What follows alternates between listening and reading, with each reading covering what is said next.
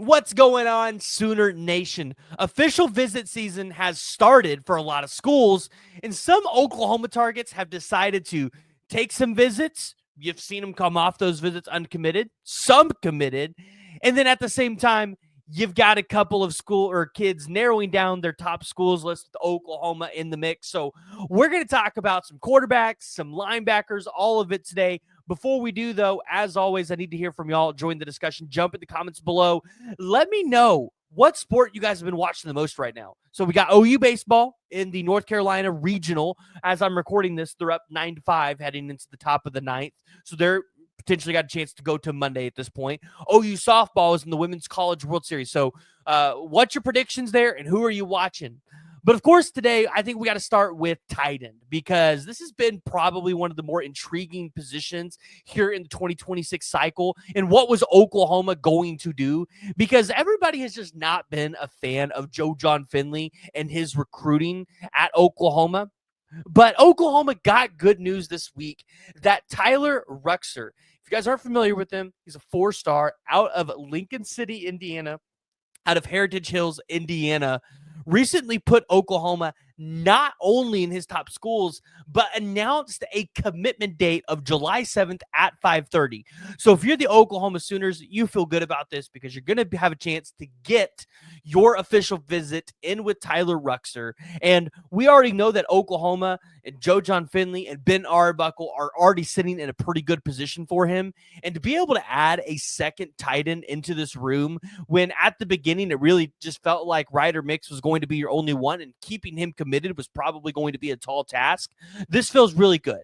Now, if you're Oklahoma, though, he's just now coming off the Duke visit. This week, he's going to be going to Purdue, but Oklahoma's right there, right? So Oklahoma's on June 13th, and you would imagine Oklahoma's going to be able to make a lasting impression because they just that's what they do. They're really good at it. So Tyler Ruxer announcing his commitment date on July 7th is something for all the Oklahoma Sooner fans to watch.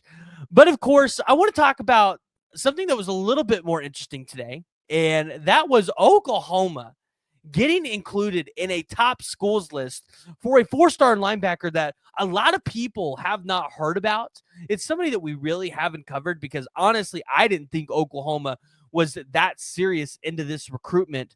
But of course, we got to talk about, and I really hope I say this right and I don't butcher this, but it's 4-star linebacker DeQuavis Beck. DeQuavis Beck put Oklahoma in there with Oklahoma State and Texas A&M. Now, if you've followed this recruitment at all, you know that Oklahoma really hasn't been talked about much here. Texas A&M has been the leader. And I would imagine they're probably still a favorite for a lot of people. 6'1", 205-pound linebacker out of Carthage, Texas. Currently the number 194th ranked player in the 247 composite rankings. Over 20 offers. Colin Kennedy today had a write-up about DeQuavis Beck and even announced that he is going to be taking an official visit this upcoming week, June 6th through June 8th. So the Oklahoma Sooners are going to get an opportunity to put a punch in here, try to get him on, well, they're going to get him on campus, but try to maybe get him into a commitment status as of this week. And this comes off the heels of Oklahoma basically losing out on the race of Ben Wenzel. So if you remember earlier, we were talking about potential guys that could commit for Oklahoma, and Ben Wenzel was on that list. Now, at the time when we talked about it, he hadn't had an offer from Wisconsin.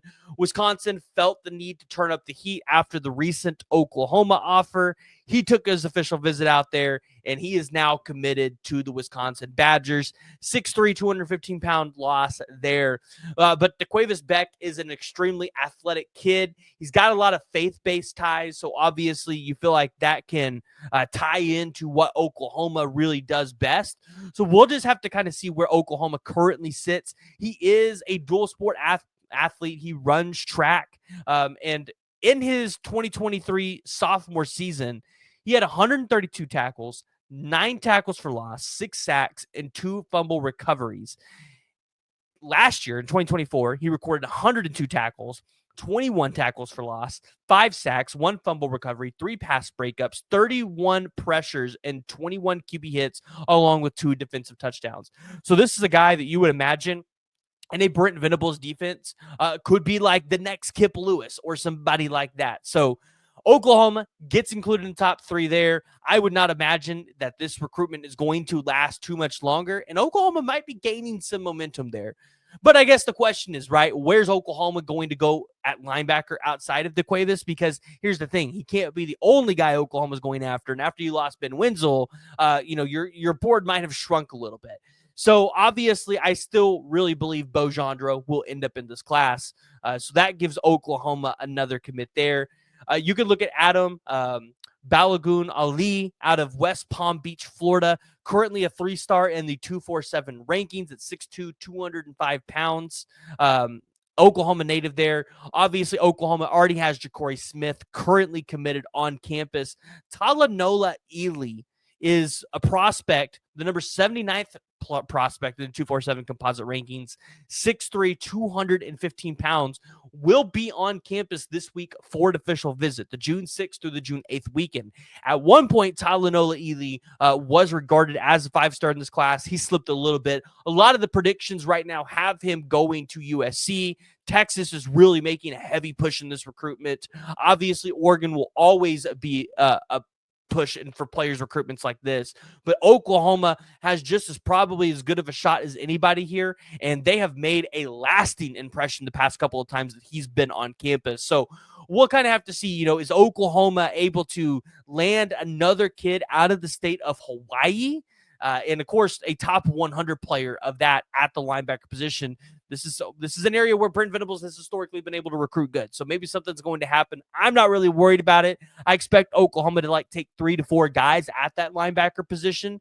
And so especially since Nico Jandro is probably more of like a safety cheetah type of guy.